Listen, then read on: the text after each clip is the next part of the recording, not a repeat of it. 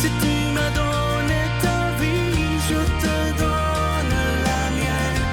Dans le froid de la nuit, mon cœur t'appartient.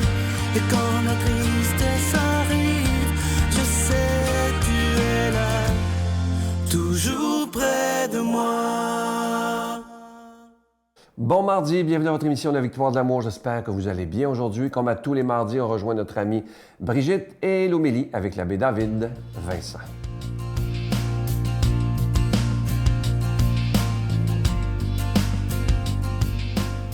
Bon matin à tous, j'espère que vous vous portez bien. On continue avec notre 4e étape du discernement aujourd'hui. Alors, il faut faire le tri. C'est que, après avoir décidé de suivre Jésus, après avoir écouté ce qui se passe intérieurement, après en avoir parlé, être accompagné dans ce discernement, dans ce que je ressens, bien, faire le tri et décider, ça veut dire que, dans le fond, on va faire le tri d'après différentes choses qui se passent. Premièrement, est-ce que je vis une conviction intérieure? Moi, ça c'est quelque chose qui m'arrive souvent. Quelqu'un va me dire quelque chose ou je vais voir quelque chose et tout d'un coup, j'ai une conviction intérieure. Ça vient, là, ça me frappe, là, puis c'est ça. Comme le jour où j'étais super déprimée, là, puis j'ai vu quelqu'un témoigner à la télévision de Réseau Contact. Et tout d'un coup, c'est venu me happer. J'étais persuadée qu'il fallait que je m'inscrive sur Réseau Contact pour rencontrer l'homme de ma vie. On était en 2005 dans ce temps-là. Et c'est ce que j'ai fait. J'étais là, c'était sûr. Bon, j'avais appelé mon accompagnateur spirituel pour lui demander si ça avait de l'allure. Comprenez-vous? Alors, c'est ça. Il m'avait dit oui. Tu sais. Bon, puis le reste n'est que l'histoire, puisque j'ai rencontré mon mari comme ça, puis qu'on s'est mariés. Donc, une conviction intérieure, là, que rien peut venir mettre en doute. Ensuite, on peut aussi faire le tri avec la parole de Dieu. On va aller à la messe, mettons, puis là, on va entendre une parole de Dieu, où, juste hier soir, j'avais mon petit groupe de prière, et puis pendant la lecture d'une chanson, qui était basée sur la parole de Dieu, il est arrivé une phrase, ça me rentrait dedans et j'ai eu l'idée pour une chronique. Comme ça, ping! C'est ça, la parole de Dieu vient nous interpeller. Ou il y a des événements, souvent il y a des événements qui vont arriver et puis on va dire, ça va nous remuer intérieurement et on va rencontrer quelqu'un, ou on va avoir un appel, ou il va y avoir une situation, quelque chose qui va venir nous aider à décider, à faire le tri dans ce qui est important et ce qui n'est pas important. Et finalement, on va avoir aussi ce qu'on appelle l'interpellation fraternelle. Ça veut dire qu'il y a quelqu'un qui va nous dire quelque chose, puis soit que ça va nous vexer, ou au contraire, ça va confirmer ce qu'on ressentait, ce qu'on vivait, ou encore la personne va va nous écrire un petit mot, ou en tout cas, ça va provoquer une motion intérieure. Ça va nous garder dans la paix. Alors, ces 4 petites choses-là vont nous interpeller à décider. Notre Père qui es aux cieux, que ton nom soit sanctifié, que ton règne vienne, que ta volonté soit faite sur la terre comme au ciel. Donne-nous aujourd'hui notre pain de ce jour. Pardonne-nous nos offenses comme nous pardonnons à ceux qui nous ont offensés.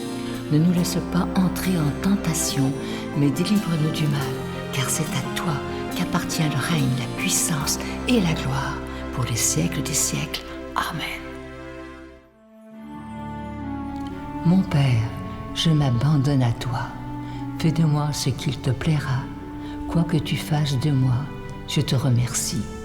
Je suis prête à tout, j'accepte tout, pourvu que ta volonté se fasse en moi, en toutes les créatures. Je ne désire rien d'autre, mon Dieu. Je remets mon âme entre tes mains. Je te la donne, mon Dieu, avec tout l'amour de mon cœur, parce que je t'aime, et que ce m'est un besoin d'amour de me donner, de me remettre entre tes mains, sans mesure, avec une infinie confiance, car tu es mon Père.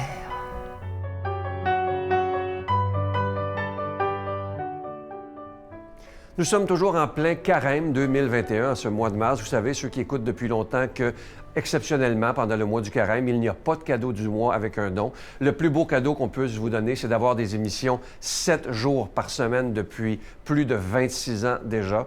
Merci de tout cœur d'être là depuis si longtemps. Je sais qu'il y en a parmi vous qui écoutent depuis très, très longtemps. Alors, je vous suggère et je vous demande, si c'est possible pour vous, de faire un don tout à fait spécial en ce carême 2021. Et je vous rappelle qu'il est important de donner avec beaucoup de joie. Parce que Saint Paul dit dans une de ses lettres, « Dieu bénit celui qui donne avec joie. » Alors, je vous remercie de tout mon cœur de votre don spécial du carême. Je vous donne l'adresse, la Victoire de l'Amour, case postale 120, succursale Boucherville à Boucherville, le J4B 5E6, je vous la redonne, la Victoire de l'Amour, case postale 120, succursale Boucherville à Boucherville, le J4B 5E6. Également par téléphone, par carte de crédit du lundi au vendredi de 8h30 à 16h30 dans le 514-523-4433, 523-4433 ou sans frais le 1-888-811-9291, 1-888-811-9291 et aussi sur notre site Internet. Vous savez que c'est une façon très rapide, sécuritaire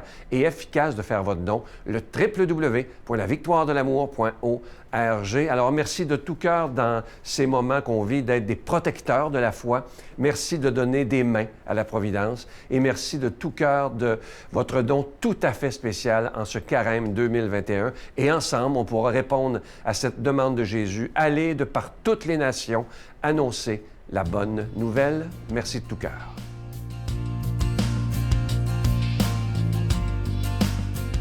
Mon Dieu, donnez-moi la sérénité d'accepter les choses que je ne peux changer, le courage de changer les choses que je peux et la sagesse d'en connaître la différence. Amen.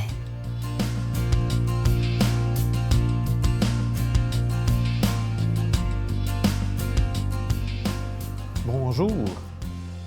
Bonne nouvelle de Jésus-Christ selon Saint Jean. Jésus disait aux Juifs, « Je m'en vais. Vous me chercherez et vous mourrez dans votre péché. Là où moi je m'en vais, vous ne pouvez pas y aller. » Les Juifs disaient, « Veut-il donc se suicider puisqu'il dit, « Là où moi je m'en vais, vous ne pouvez pas y aller. » Il leur répondit, « Vous, vous êtes d'en bas, moi je suis d'en haut. Vous êtes de ce monde, moi je ne suis pas de ce monde. C'est pourquoi je vous ai dit que vous mourrez dans vos péchés. Si en effet, vous ne croyez pas que moi, je suis, vous mourrez dans vos péchés. » Ils lui demandaient, « Qui es-tu donc? » Jésus leur répondit, « Je n'ai pas cessé de vous le dire. J'ai beaucoup à dire sur vous et beaucoup à condamner. D'ailleurs, celui qui m'a envoyé dit la vérité, et c'est de lui que j'ai entendu ce que je dis pour le monde. » Ils ne comprirent pas qu'il leur parlait du Père. Jésus leur déclara, « Quand vous aurez élevé le Fils de l'homme, alors vous comprendrez que moi, je suis, et que je ne fais rien par moi-même, mais tout ce que je dis, c'est le Père qui me l'a enseigné.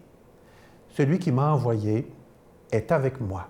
Il ne m'a pas laissé seul parce que je fais toujours ce qui lui plaît. » Sur ces paroles de Jésus, beaucoup crurent en lui.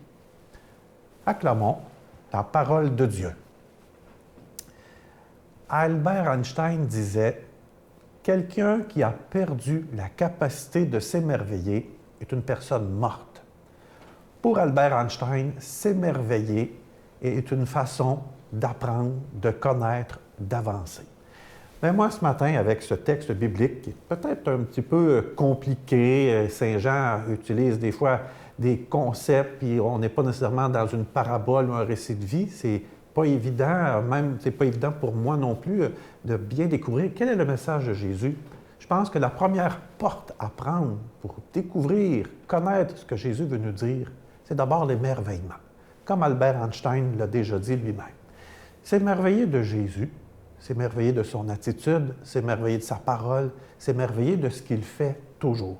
Je pense que c'est la première porte pour bien comprendre, entrer dans le message que Jésus veut nous donner aujourd'hui. Jésus commence à préparer ses disciples.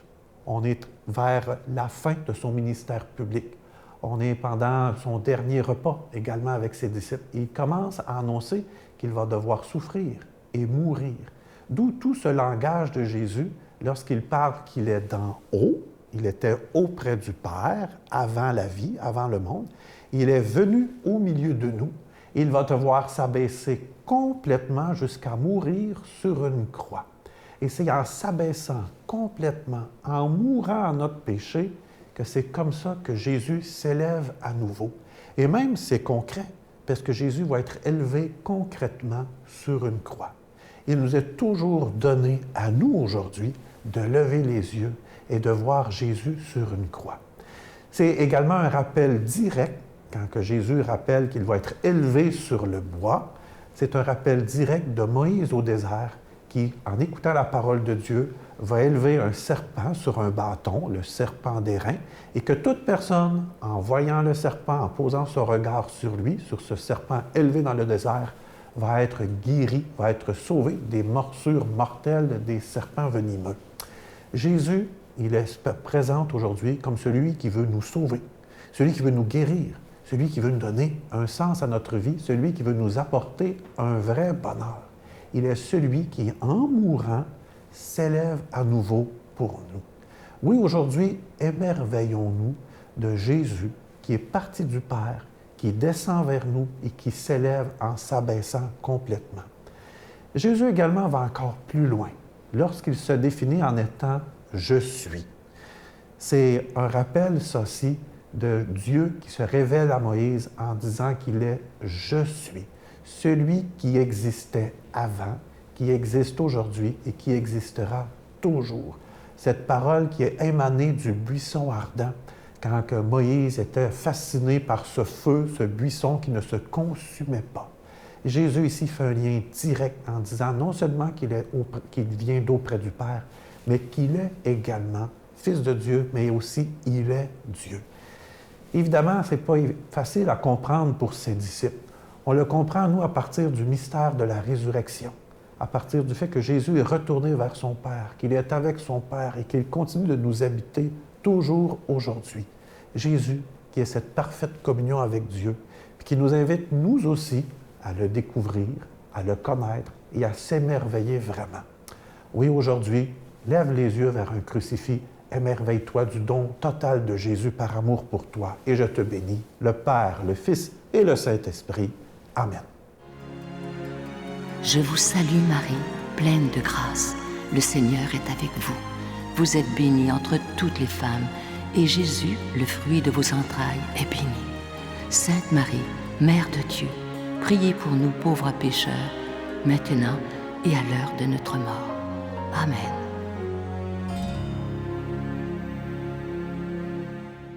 Avant de vous quitter, je vous laisse avec une belle pensée qui dit ceci. Écoutez bien, c'est tout simple, mais c'est tellement vrai. Le véritable luxe dans la vie, c'est de se réveiller à chaque matin et de se dire que la vie est belle. Il y a un petit truc que je veux vous redonner, c'est notre invité de janvier dernier, au début janvier, Sébastien Hamel, ce jeune de 27 ans, qui nous avait dit, avant, parce que c'est un coach et c'est tellement vrai ce qu'il dit, quand vous êtes dans votre lit, avant de vous lever de votre lit, faites un grand sourire à vous-même.